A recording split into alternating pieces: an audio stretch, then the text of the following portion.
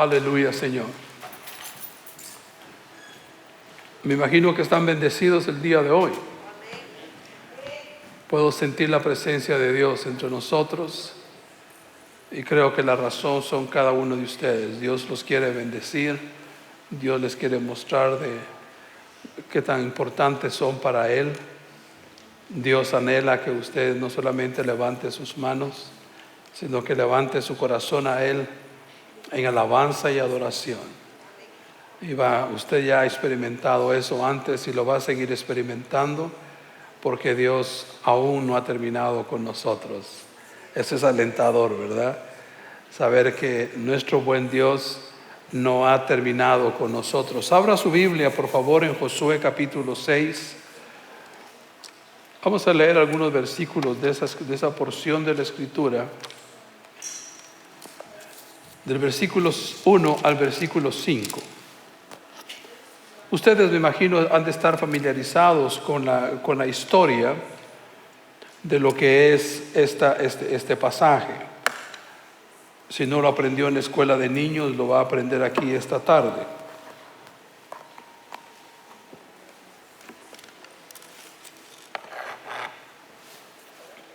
Dice la Escritura en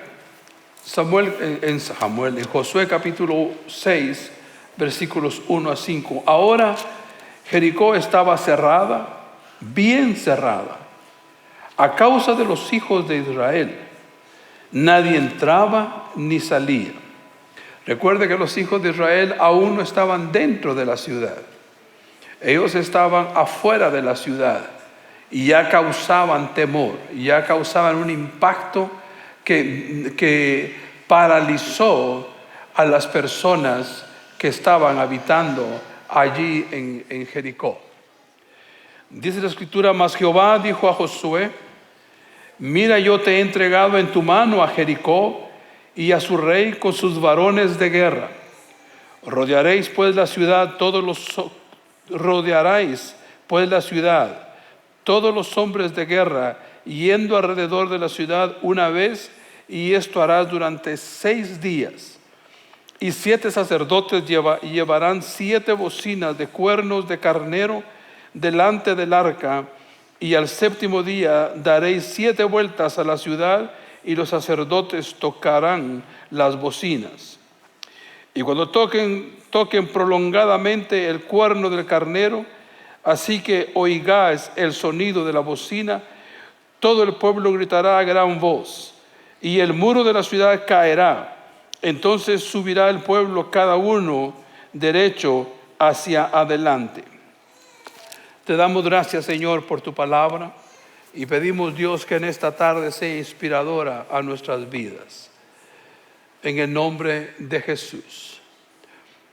La antigua Jericó estaba ubicada en un lugar geográfico. Les pido que por favor la pongan en la pantalla, cómo lucía Jericó en aquel entonces. It's not working. Ok. Está de vacaciones en la pantalla, entonces discúlpenme. Pero básicamente lo que quiero que usted se imagine es que aquí están las montañas y aquí hay otro poco más de montañas, y Jericó está ubicada entre esas dos montañas. No había cómo el pueblo de Dios diera la vuelta para no entrar en Jericó. Pero Jericó estaba antes de la tierra prometida, antes del lugar en donde Dios ya les había dicho que se los iba a entregar. Claro, tenían que enfrentar algunos gigantes, tenían que enfrentar algunas luchas, algunas batallas, pero la palabra de Dios ya había sido dada. Esa ciudad de Jericó estaba formada básicamente en 2 círculos. Un círculo que era una columna, una muralla que circulaba toda la ciudad. Y después de eso, internamente había otra muralla que ya estaba alrededor de la mayoría de las viviendas de los que allí habitaban. Es importante que usted tenga ese picture en su mente, porque vamos a hablar hoy de barreras, de fortalezas, de sofismas que se levantan, se ponen delante de nosotros y no nos permiten avanzar hasta que nosotros no decidimos enfrentarlos o luchar en contra de ellos. Es muy interesante que la evidencia arqueológica nos dice que Jericó fue realmente destruida con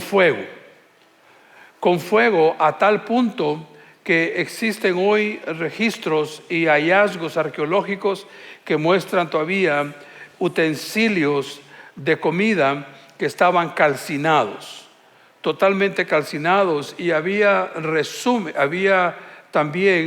encontraron también la evidencia arqueológica, encontraron residuos de comida que, de no haber sido calcinados de una vez consumidos por fuego, no le daría razón al texto bíblico que dice en la Escritura que Dios le manda a Josué que tiene que acabar con esa ciudad y con todo lo que estaba allí, menos con la prostituta Rahab, que es todo mundo murió y todo mundo fue calcinado.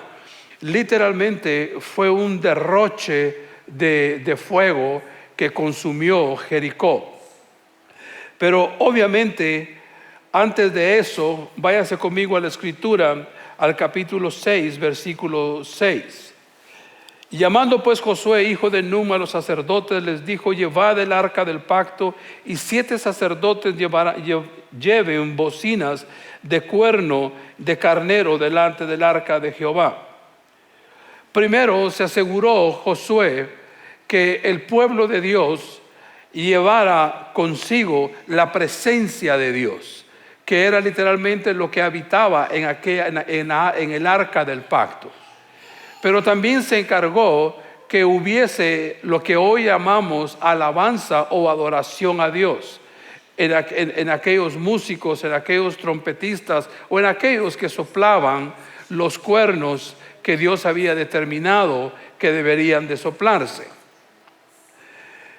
La Escritura nos dice en el versículo 7: y dijo al pueblo: pasad y rodead la tierra, la ciudad, y los que están armados pasarán delante del arca. Y así que Josué hubo hablado al pueblo, los 7 sacerdotes llevando las 7 bocinas de cuerno de carnero pasaron delante del arca de Jehová y tocaron las bocinas, y el arca del pacto de Jehová los seguía. Y los hombres armados iban delante de los sacerdotes que tocaban las bocinas, y la retaguardia iba detrás del arca, mientras las bocinas sonaban continuamente. Y Josué, imagínense usted eso, por 7 días. Y Josué mandó al pueblo diciendo: vosotros no gritaréis, ni se oirá una voz, ni saldrá palabra de vuestra boca, hasta el día que yo os diga: gritad, entonces gritaréis. Imagínense usted las instrucciones a un pueblo que le mandan a estar totalmente en silencio, a un pueblo que le mandan a estar totalmente callado. Hay momentos, mis hermanos, que nosotros antes de ver a Dios actuar, necesitamos tiempos de soledad, tiempos de estar en silencio, tiempos de no hacer ruido, tiempos de no hacer nada que venga a contradecir la instrucción del Señor, que es para nosotros guardar silencio mientras estamos en esa jornada antes de ver lo que Dios va a hacer. Luego en el versículo que sigue la Escritura dice: y Josué mandó al pueblo diciendo: vosotros, pero eso lo leí, versículo 11, así que él hizo que el arca de Jehová diera una vuelta alrededor de la ciudad, y volvieron luego al campamento, y ahí pasaron la noche. Y Josué se levantó de mañana, y los sacerdotes tomaron el arca de Jehová, y los 7 sacerdotes, llevando las 7 bocinas de cuerno de carnero, fueron delante del arca de Jehová, andando siempre y tocando las bocinas, y los hombres armados iban delante de ellos, y a la retaguardia iba tras el arca de Jehová, mientras las bocinas tocaban continuamente. Hay un momento en donde no podemos hacer ruido, no podemos ni hablar, no debemos ni hablar ni hacer ruido mientras esperamos lo que Dios va a hacer. Pero eso no significa que no estemos oyendo lo que hoy le llamamos una señal del cielo. Algo que Dios nos ordene hacer para poder tener la certeza de que lo que Él va a hacer lo van a ver nuestros ojos de una manera positiva. Luego, al seguir en el versículo 14, dice: así dieron otra vuelta a la ciudad el segundo día y volvieron al campamento, y de esta manera hicieron durante 6 días. Al séptimo día se levantaron al despuntar del alba y dieron vuelta a la ciudad de la misma manera 7 veces antes. Solamente este día dieron vuelta alrededor de ella 7 veces. Y cuando los sacerdotes tocaron la bocina la 7ª vez, Josué dijo al pueblo: gritad, porque Jehová os ha entregado la ciudad.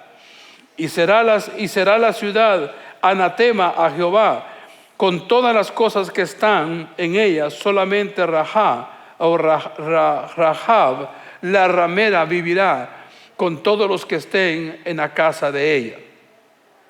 Preste mucha atención a que se cumplió al pie de la letra las instrucciones que Dios le había dado al pueblo de Dios.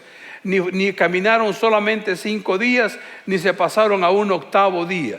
Hicieron exactamente como Dios les mandó. De manera que cuando usted esté en la presencia del Señor y usted escuche qué es lo que Dios quiere que usted haga, o que usted espere hasta ver lo que Él va a hacer, es recomendable que usted siga al pie de la letra las instrucciones que Dios le dé. Ni se adelante ni se atrase, ni le invente ni comience a crear caso. Simplemente obedezca a lo que el Señor le ha dicho a usted que debe usted de hacer. Y recuérdese que hay cosas como esta que el Señor le dice al pueblo: sea anatema en la ciudad. En otras palabras, sea una ciudad maldita, sea una ciudad que no merece seguir o continuar, ¿verdad? Y lo que sigue, lo continúa a seguir, dice: pero vosotros guardaos del anatema, ni toquéis ni toméis alguna cosa del anatema, o sea que hagáis anatema al campamento de Israel. Es triste, mis hermanos, pero en el capítulo 7 vamos a ver el pecado de Acán. Vamos a ver el pecado de alguien que después de escuchar esta instrucción se atrevió a guardar algo para él, y eso hizo que las cosas cambiaran para todo el pueblo de Israel. Pero de eso van a escuchar en detalle el próximo domingo. Dice la Escritura: mas toda la plata y oro y los utensilios de bronce y de hierro sean consagrados a Jehová y entren en el tesoro de Jehová. Entonces el pueblo gritó y los sacerdotes tocaron las bocinas, y aconteció que cuando el pueblo hubo oído el sonido de la bocina, gritó con gran vocerío y el muro se derrumbó.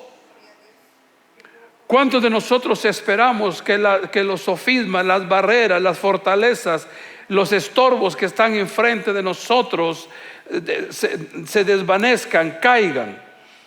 Y eso solo va a ocurrir cuando nosotros escuchemos la instrucción de Dios y hagamos lo que Él nos pida hacer para poder derrubar aquellas barreras, aquellas montañas, aquellos muros que estén estorbando nuestra jornada hacia la tierra prometida, o a lo que Dios nos ha llamado a hacer. Todos nosotros, mis hermanos, tenemos objetivos en la vida. Todos nosotros, hermanos, tenemos planes, tenemos ambiciones, tenemos proyectos, tenemos cosas que queremos ver que acontezcan, que ocurran. Pero difícilmente las vemos ocurrir porque tenemos barreras, fortalezas enfrente de nosotros. Y le voy a dar algunas definiciones al respecto de lo que son las fortalezas en nuestras vidas. La primera definición dice el pastor Chris Hodges, dice: algo que hacemos que no queremos hacer, pero que seguimos haciendo. Ese es un concepto de lo que es lo que es una fortaleza, o en inglés lo que se llama un stronghold. Otro concepto de lo que es una fortaleza para nosotros es cualquier cosa que se exalte a sí misma en nuestras mentes, pretendiendo que es más grande o más poderosa que nuestro Dios. Eso es lo que dice Beth Moore. Nosotros como cristianos, nosotros como seres humanos, debemos lidiar con fortalezas en nuestras vidas, pero la palabra de Dios nos habla del poder de Dios y de la esperanza que nos ha prometido. Algunos potenciales de fortalezas en nuestras vidas. Por ejemplo, algunas personas dicen: Dios nunca pudo perdonarme. Eso es el baluarte de la culpa. Nunca podría perdonar a esa persona. Es el baluarte del resentimiento. Siempre me pasan cosas malas. La fortaleza de la autocompasión. No tengo que estar a cargo. La fortaleza de la soberbia. No merezco ser amado. La fortaleza del rechazo. Nunca me recuperaré del pecado que hice, o nunca me recuperaré del daño que he causado. Es la fortaleza de la derrota. Debo ser bueno o Dios me rechazará. Es la fortaleza del rendimiento. Soy tan bueno como parezco. Es la fortaleza de la apariencia. Mi valor es igual a mis posesiones. Es la fortaleza del materialismo. Todos nosotros o algunos de nosotros nos podemos identificar con algunos de este tipo de fortalezas el día de hoy. Algunos de ustedes pensarán, o alguno entre nosotros pensará: nunca Dios pudo haberme perdonado porque lo que hice fue tan grave, fue tan malo, fue tan dramático, causó tanto daño, y lo que está haciendo con eso es alimentar la fortaleza de la culpa. Pero nosotros sabemos que Dios perdona todos los pecados. Gloria a Dios por eso. Nosotros sabemos que Dios perdona cualquier pecado. No nos libra de las consecuencias que tengamos que pagar aquí en la tierra, pero nos perdona en camino al cielo. Abra Gálatas capítulo 5, versículo 1. La Escritura nos dice allí en Gálatas capítulo 5, versículo 1. Es por la libertad que Cristo nos ha hecho libres. Voy a leerlo de nuevo. Es por la libertad que Cristo nos ha hecho libres. Mantengamos firme pues, y no os dejéis cargar de nuevo con el yugo de la esclavitud. Hermanos y hermanas, cada uno de nosotros hemos sido libertados por Cristo Jesús. Y esa libertad que nosotros tenemos, debemos mantenerla firme en nosotros para no dejarnos volver a engañar con el esclavo, con el yugo de la esclavitud. ¿Qué sería para nosotros el yugo de la esclavitud? La religiosidad, por ejemplo. El no ser con quien debemos de ser en la casa de Dios. Aparentar algo que no somos, solo en función de querer complacer a la audiencia o a las personas que nos rodean. En 2 de Corintios capítulo 10 versículos 3 a 5, la Escritura nos dice esto: porque aunque andemos en la carne, no guerreamos según la carne, porque las armas de nuestra milicia no son de la carne, sino que tienen poder divino para destruir fortalezas. Destruimos los argumentos y todo parecer altivo que se levanta contra el conocimiento de Dios, y llevamos cautivo todo pensamiento para obedecer a Cristo. La Escritura nos está enseñando que nuestras luchas no las podemos librar con nuestras propias armas. No es con nuestro conocimiento, no es con nuestras experiencias, no es con nada más que el poder divino que está en nosotros por el Espíritu Santo. ¿Cuántos están de acuerdo con eso? Si usted no está de acuerdo con eso, le invito a que usted se exponga a la unción del Espíritu Santo.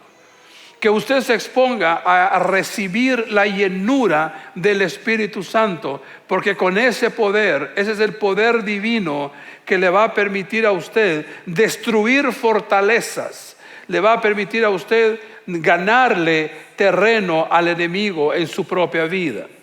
Romanos en el capítulo 8, versículos 5 a 6, nos dice: porque los que viven según la carne piensan en las cosas de la carne, pero los que viven según el Espíritu piensan en las cosas del Espíritu.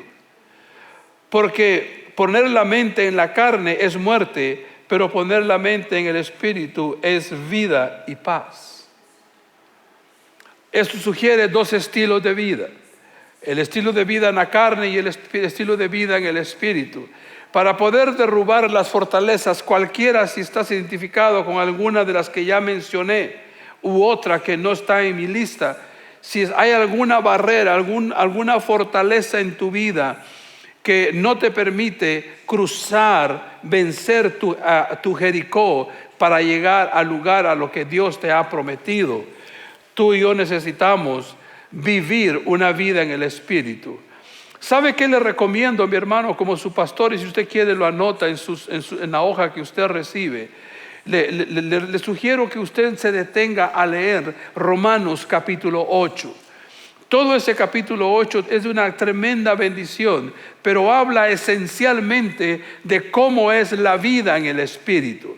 La vida en el Espíritu no es traca y hacer ruido y se eventualmente puede ocurrir, pero no es lo que más ocurre. La vida en el Espíritu tiene que ver con amar la palabra de Dios, tiene que ver con obedecer la palabra de Dios, tiene que ver con practicar la palabra de Dios. Eso es lo que realmente es vivir una vida en el Espíritu. Luego, mis hermanos,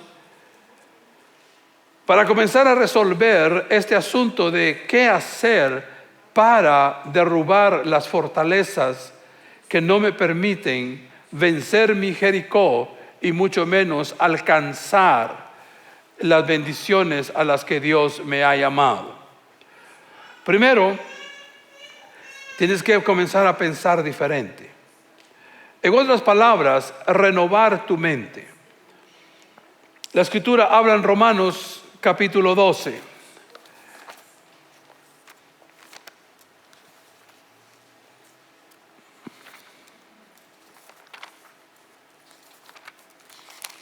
En el libro de Romanos capítulo 12, la Escritura dice, versículo 1: así que, hermanos, os ruego por la misericordia de Dios, que presentéis vuestros cuerpos en sacrificio vivo, santo, agradable a Dios, que es vuestro culto racional. Y aquí viene la receta: no os conforméis a este siglo, sino transformaos por medio de la renovación de vuestro entendimiento, para que comprobéis cuál es la buena voluntad de Dios, agradable y perfecta. Por allí empieza nuestro proceso de vencer fortalezas. Mire, mi hermano, una cosa es lidiar con el pecado. Una cosa es entender que el pecado no solamente nos aleja de Dios, sino que estorba en nuestro destino. El propósito de nuestra vida se ve estorbado por la práctica del pecado. No podemos permitirnos vivir con alguna manifestación de pecado en nuestra vida y pensar que siendo cristianos podemos rodearlo y tener el pecado de alguna manera consentido en nuestras vidas. Tenemos que ir al pecado, tenemos que confrontarlo, reprenderlo y seguir adelante en victoria que Cristo Jesús te ha dado sobre todo pecado. Si usted fuera una iglesia pentecostal, estaría aplaudiéndole ahorita al Señor. Pero gloria a Dios por eso. Aquellos que están verdaderamente en Cristo, a quienes están verdaderamente en Cristo se les hace esta pregunta: ¿quién crees tú que tú eres? ¿Quién crees que Dios dice que tú eres?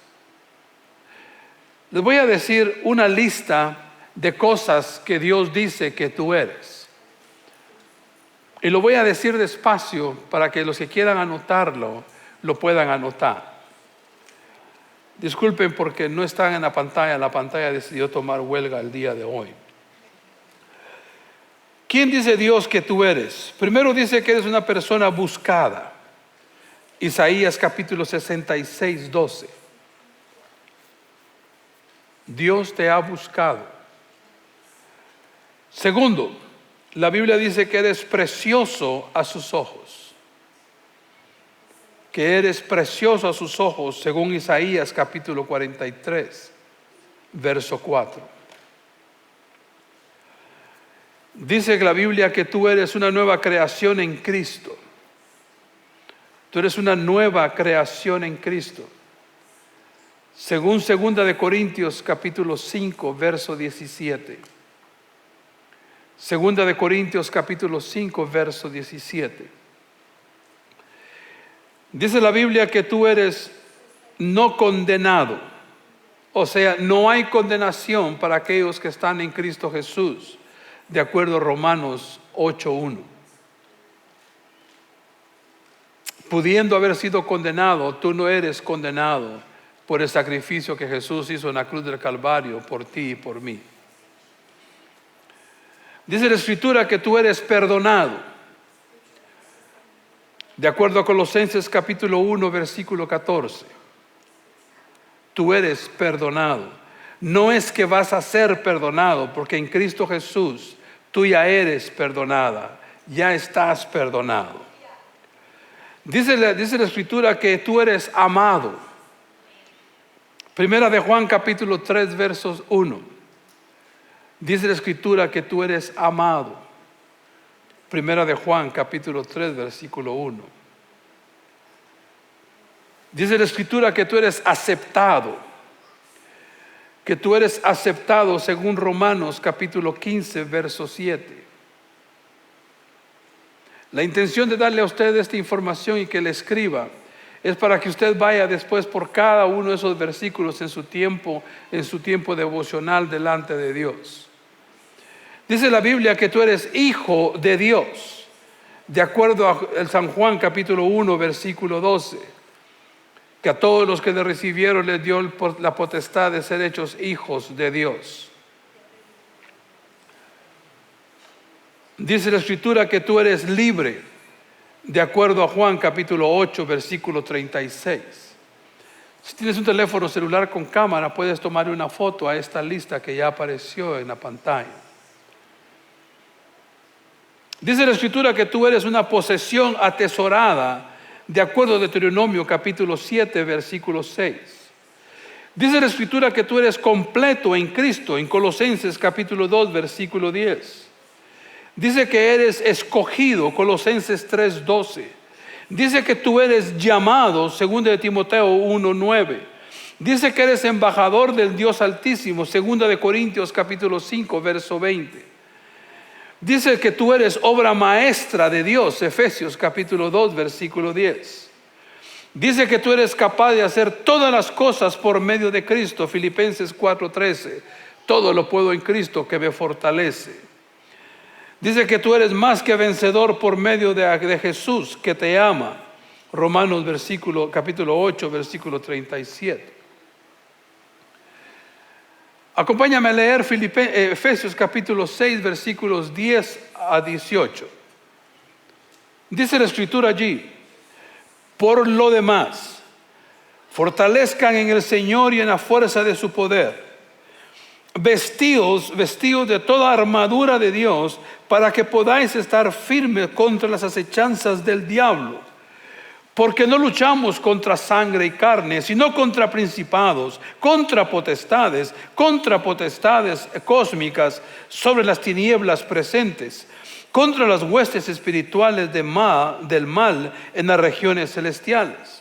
Por tanto, tomen toda armadura de Dios para que puedan resistir en el día malo, y habiendo hecho, estad firmes. Mi hermano y mi hermana, nuestra lucha no es cuando tenemos problemas en nuestro matrimonio o en nuestra familia. Nuestro enemigo no es nuestra esposa, nuestro enemigo no es mi primo, no es mi hermano, no es mi papá, no es mi mamá, si tengo conflictos en mi casa, en mi familia. El enemigo de tu vida se llama Satanás, el diablo. Y tienes que tener bien en claro que él no actúa solo, que hay potestades, hay legiones en las regiones celestiales que son cómplices de Satanás y que solo existen para atormentar, para causar daño, para causar confusión. Pero bendito sea el nombre de Jesús, que vistiéndonos nosotros de la armadura de Dios podemos estar firmes y resistir las acechanzas del diablo.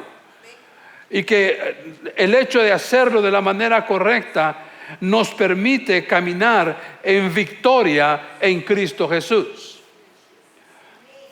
¿Qué fue lo que hicieron los hijos de Israel en Josué capítulo 6? Hicieron dos cosas importantes: confiaron y obedecieron. No hay sustituto para el poder y la presencia de Dios, mis hermanos.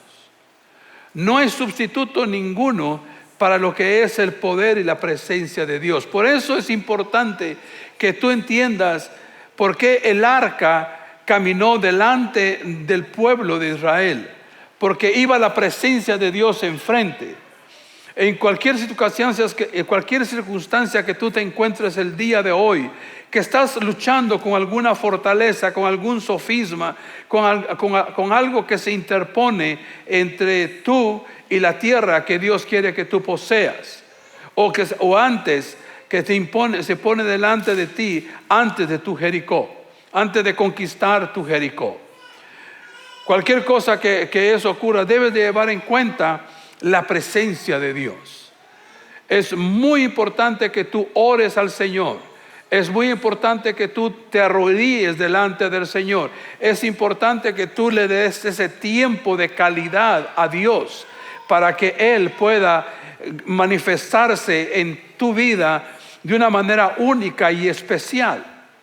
Esto fue lo que hicieron los israelitas en el tiempo de Josué, que se aseguraron de que la presencia de Dios estuviese en el lugar correcto. Y por otro lado, otra cosa que hicieron fue obedecer las instrucciones que habían sido dadas.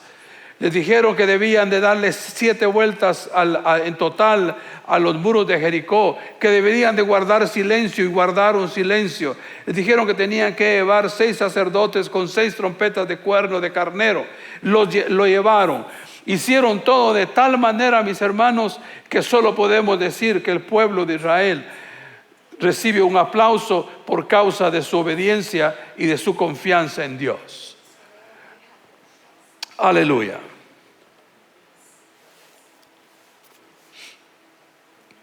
Mateo capítulo 6, versículo 33 nos enseña algo que usted ya ha escuchado muchas veces. Buscad primero el reino de Dios. Buscad primero el reino de Dios.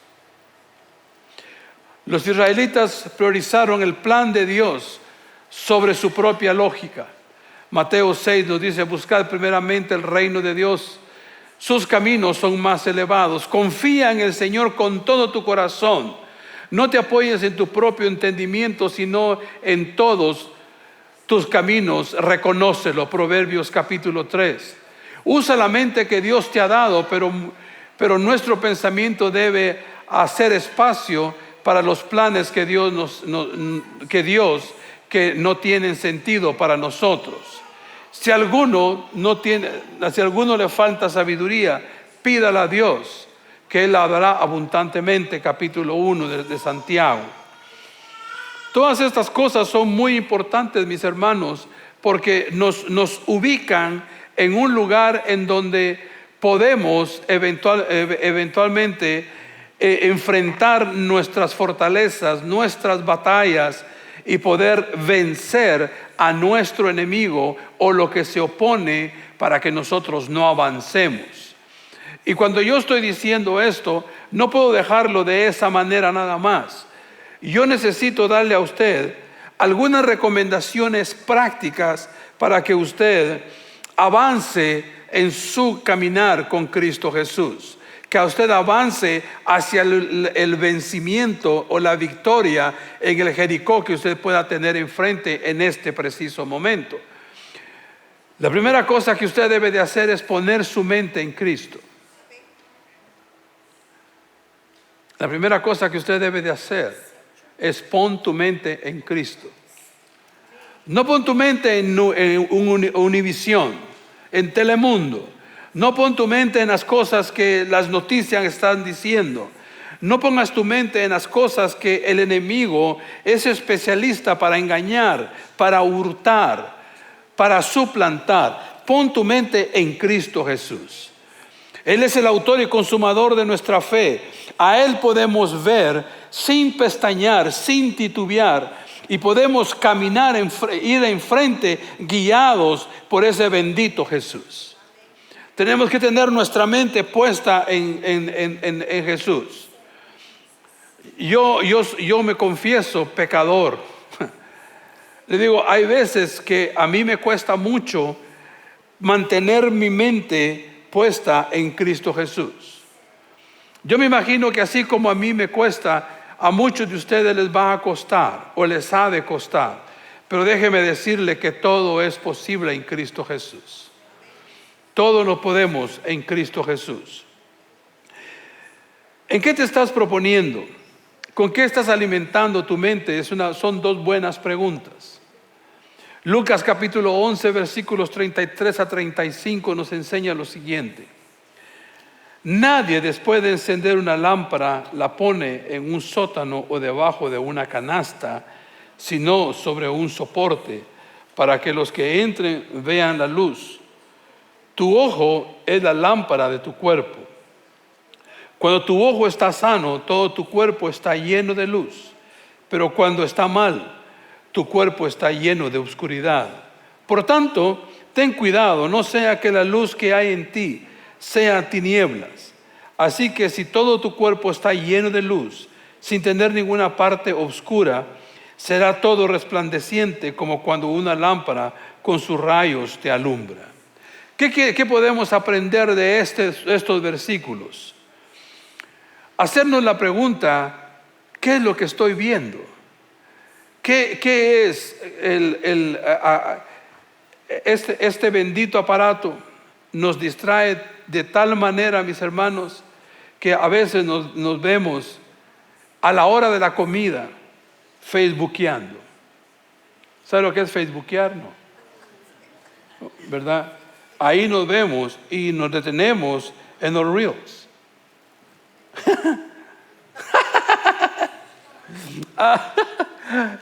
Ya viste, sí, está buenísimo. Este es fantástico. Te lo voy a pasar para que lo veas. Sí. Y nos entretenemos viendo cosas que no nos edifican. Yo no quiero que suene a regaño o que suene a reproche. Solo quiero llamar a su responsabilidad. Vea otras cosas. Que sus ojos vean cosas puras. Que nuestros ojos vean cosas que edifiquen. Yo facebookeando me encontré una vez con una novela chilena. Ya va mi confesión en público, ¿verdad? Y me llamó la atención el acento de los chilenos. Y por causa de eso, 2 días busqué por la bendita novela y nunca más apareció. Le estoy diciendo lo que pasa con un ser humano que descuida qué es lo que va a permitir que sus ojos vean. ¿Qué es lo que va a permitir que entre por sus ojos? Porque si estamos permitiendo que entren cosas oscuras, no esperemos que en nuestro interior haya algo claro. ¿Está usted conmigo? La segunda cosa que le recomiendo es de que usted identifique las mentiras. Identifiquemos las mentiras que hay en nuestra vida. Yo siempre pensé de mí que yo no le pertenecía a nadie. Y le voy a contar esto de cómo se creó ese sofisma, esa fortaleza en mi mente. Resulta que cuando yo era niño, mi madre murió cuando yo tenía 8 años. Y el día que mi madre fue velada, así le dicen en Guatemala, que es el cuerpo presente en una noche entera, resulta que estábamos velando a mi madre y a la par mía estaba mi hermana Teresa, que tenía 6 años. Y ahí estábamos los 2 hijos de Marina, así se llamaba mi mamá. Ahí estábamos sentados y detrás de nosotros estaba mi abuela. No había una pared en otra habitación, pero estaba mi abuela con 8 de sus hijos, todos varones. Y la pregunta que mi abuela les estaba haciendo era: ¿quién de ustedes puede hacerse cargo de estos 2 muchachos? De Edgar y de Teresa. Y cada uno fue diciendo por qué no podían adoptarnos, por qué no podían quedarse con nosotros. Uno de ellos hasta tuvo la brillante idea de que era mejor mandarnos a mi hermana y a mí a un orfanatorio. Los orfanatorios en mi país no tienen una buena reputación, ¿verdad? No sé cómo es en el país de usted, pero en mi época los orfanatorios no tenían una buena reputación. No sé cómo es el día de hoy. Puede ser que haya cambiado y que sea algo con una buena reputación. Pero lo que les quiero decir es, cuando yo era un niño, yo escuché que ninguno de mis tíos quería adoptarme, que mi abuela dijo: ¿cómo crees tú qué es lo que crees tú que la gente va a pensar si yo mando a estos niños a un orfanatorio? Yo me quedo con ellos a ver cómo me va. Mi abuela no se quedó con nosotros porque dijo: esos tan chulos los niños, tan lindos que son, los quiero tener conmigo, tan guapo que es el Edgar, ¿verdad? O sea, no dijo nada de eso, ¿verdad? Simplemente dijo: bueno, ya que nadie lo va a hacer, lo hago yo. Entonces, eso crió en mí un sentimiento de I don't belong to anybody. Encendió en mí ese concepto de yo no le pertenezco a nadie. Y por años en mi vida yo caminé con esa idea de que inclusive yo pensaba: algún día Flor me va a dejar, ¿verdad? Y decía: yo no le pertenezco a nadie, ¿verdad? Y un día mis hijos me van a ignorar, ¿verdad? Al final no le pertenezco a nadie. Imagínense usted qué tremenda mentira. Pero fue una gran bendición que un día un pastor, ministrándome a mí, me dice: Edgar, hay algo en tu vida que desencadenó esa idea de que tú no le perteneces a nadie. Y vamos a orar para que el Señor lo muestre. Y el Señor mostró lo que yo les acabo de contar, ¿verdad? Esto es un ejemplo para que usted identifique qué mentiras hay en su vida, ¿verdad? Porque esos son sofismas, esas son fortalezas que usted debe derrumbar y destruir en su vida. Acompáñame a Juan capítulo 8, por favor, ahora en el versículo 44. Búsquelo en su Biblia, seguramente lo va a encontrar porque está allí. Yo quiero que usted recuerde que Satanás es un mentiroso. Vosotros sois de vuestro padre el diablo, y vuestra voluntad es hacer los deseos de vuestro padre. Él fue un asesino desde el principio y no está en la verdad, porque no hay verdad en él. Cuando miente lo hace según su propio carácter, porque es un mentiroso y el padre de la mentira. Esto es para decir cuán importante es entender que las mentiras para nuestras vidas vienen de Satanás. Él es experto, como acabamos de leer. Él estaba diciendo, el Señor le estaba hablando esto a otro grupo de personas, no a un grupo de cristianos, sino a un grupo de incrédulos. Vosotros sois de vuestro padre el diablo, y vuestra voluntad es hacer los deseos de vuestro padre. Yo no quiero al diablo como mi padre, yo no quiero a Satanás como mi padre. Y por eso he buscado en mi propia vida encontrar cuáles son las mentiras que yo he creído. Y las he podido resolver reconociendo quién dice Dios que yo soy. El tercer consejo que le doy es de que usted reemplace la mentira por la verdad de Dios. Reemplace la mentira con la verdad de Dios. Fíjese usted lo que dice la Escritura, Romanos capítulo 1, versículo 24. Romanos capítulo 1, versículo 24. Por tanto, Dios los entregó a la impureza en la concupiscencia de su corazón, para que deshonren a sus cuerpos entre sí. Porque cambiaron la verdad acerca de Dios por mentira, y adoraron y sirvieron a la criatura más que al Creador, el cual es bendito por los siglos. Amén. Ese es el resultado de no llevar a Dios en cuenta. Cuando usted lee el capítulo 1 del libro de Romanos, comienza diciendo que lo que de Dios se conoce ya fue revelado por las cosas que existen.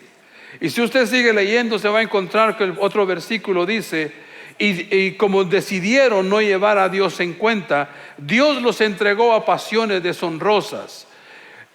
Las mujeres cambiando su uso natural por la mujer, y los hombres desviándose usando a hombres con hombres. Y lo hemos visto en nuestra generación, ¿verdad? Hoy se exalta el homosexualismo, hoy se exalta el travestismo, hoy se glorifican esas cosas. Y la verdad es de que nunca debemos reemplazar la verdad de Dios por las mentiras del diablo. Lo que tenemos que hacer es reemplazar esas mentiras con la verdad de Dios. Mi punto importante para esta tarde, o mi punto relevante para esta tarde, que quiero que usted me haga el favor de prestarle mucha atención, es el siguiente. Mi punto relevante de esta tarde dice: la obediencia a Dios fluye de la adoración y la confianza en Dios. Mire qué importante. La obediencia a Dios fluye en la adoración y la confianza a Dios. Aquí cabe una pregunta: ¿cuál es el objeto de tu adoración? ¿Qué es lo que adoras? ¿Adoras tu matrimonio? ¿Adoras a tu cónyuge? ¿Adoras tu trabajo? ¿Adoras el dinero? ¿Adoras el deporte? ¿Qué es lo que adoras que no sea Dios? Si todos nos hacemos esa pregunta honestamente, vamos a descubrir que ya sea que lo adoramos o ya sea que lo preferimos. Hay cosas que preferimos sobre buscar la presencia de Dios. Pero cuando nosotros adoramos a Dios, Él se glorifica, mis hermanos, y Él hace las cosas que para nosotros eran imposibles, las va haciendo cada vez más reales y posibles en nuestras vidas. En conclusión, quiero invitar a mis hermanos del grupo de alabanza que vengan aquí al frente. En conclusión, mis hermanos, quiero decirles algo que en el capítulo 2, en el capítulo 1, versículo 2 de Josué, capítulo 6, versículo 2, el Señor le dijo a Josué: mira, yo he entregado a Jericó en tus manos, como su rey a sus valientes. Les digo yo a ustedes esta tarde, mis hermanos, Dios ya les ha entregado el Jericó que está enfrente de ustedes, y con él a los reyes que se han opuesto, para que usted alcance el propósito por el cual Dios lo ha creado a usted. Póngase de pie, por favor.